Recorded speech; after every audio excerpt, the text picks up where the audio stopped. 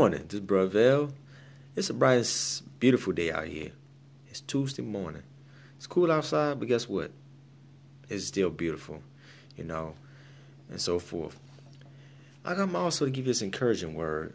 Like always, I try to keep people encouraged because the struggle is real out there. It really is.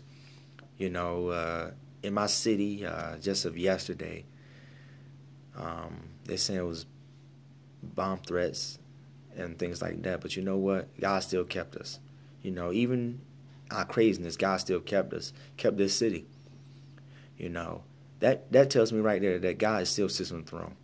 He's still in the midst of all our mess. He's still making things work out for our good. But I come also to give you an encouraging word. I like the title is that Are You Good Ground? I'm going to be coming out of Matthew's, the 13th chapter, the verse 4 through 8. But I'm going to read to you 7 and 8, because that's really what I really want to get into to talk to you about. And I'm coming out of King James. And some fell among thorns, and the thorns sprung up and choked them. But others fell into good ground and brought forth fruit, some 100-fold, some 60-fold, and some 30-fold. Now, verse 7, it says, some fell among thorns.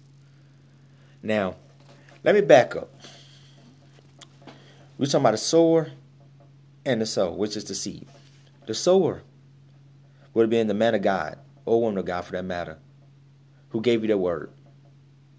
Now, he gave you the seed. Now, you took the seed that he gave to you, and you threw it among the thorns. You threw it to the wrong things, to the winds, to the world, for lack of better words. And it did nothing. It did nothing. But when it sprung up, it choked out. You deposited seed in a toxic environment. There's a book that I read some years ago by one of my favorite rappers of all times. I would tell you that. It's Tupac. He wrote a book called, Deal with a Rose Grown from Concrete Rose.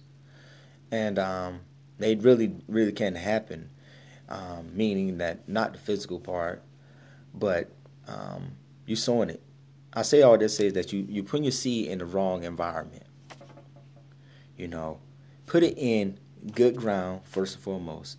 If you want to grow something, you put it in good ground. You cultivate it. That's what God does. He gives you seed and he's going to cultivate it. You go get some potting soil, whether you get some eggshells or your compost pile, whatever it is, and you begin to let he nourishes the flower, the seed itself, and water it. But the thorn, obviously, back to that's not what's happening here. That's not what's happening here. You throw it in some old dry ground that's parched. It's not even watered. And it's just there. You know what I'm saying? And but here's the thing about it is that it grows. It grows. But as it grows, it's not getting the proper care, the proper ministering to, the proper love. So when it grows, some thorns get a hold of it. Some bad things get happen to it. Some things in your life happen. And in ratio.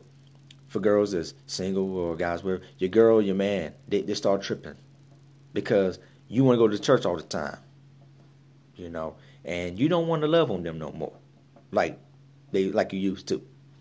So now they want to call you a Bible thumper.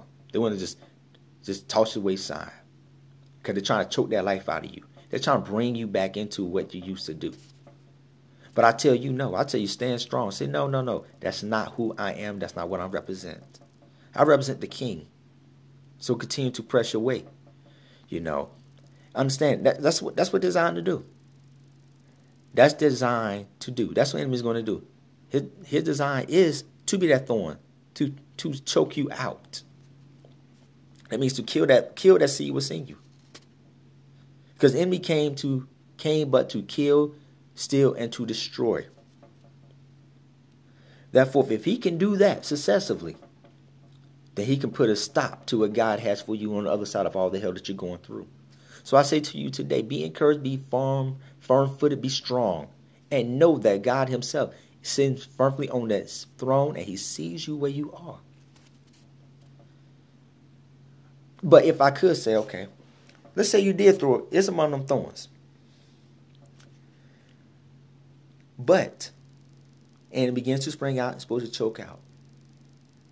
I would think that in the midst of the choking out, before the last breath utters out your mouth, you cry out and say, Jesus, help me. I believe he will show up right then, right there, and pull you out of that thing. Because you have for that brief moment in time, enough time to say, Jesus, help me. Sort of like when Peter got out the boat and he was going about to walk. And as the winds began to whoop to and fro, he took his eyes off the king and he began to sink. But the blessing thing about it is this. He was close enough to the king when he began to sink and he pulled him out. So I tell you all, if you are that seed that's among them thorns, and you feel yourselves begin to choke out, cry out to Christ to help you, and he'll be right there. Until you become that good ground. Allow yourself to become that good ground. Because ministering is a whole lot easier. Any preacher, teacher, whatever can tell you for that factor.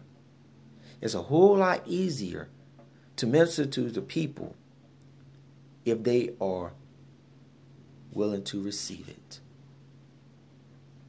But at any rate, that's my time. I just want to give y'all that, let you know that I love you, and hit me back, hit me up, anything, comments, whatever. Let me know what you think about this. All right? I love you again. This is Brother Vel. Peace.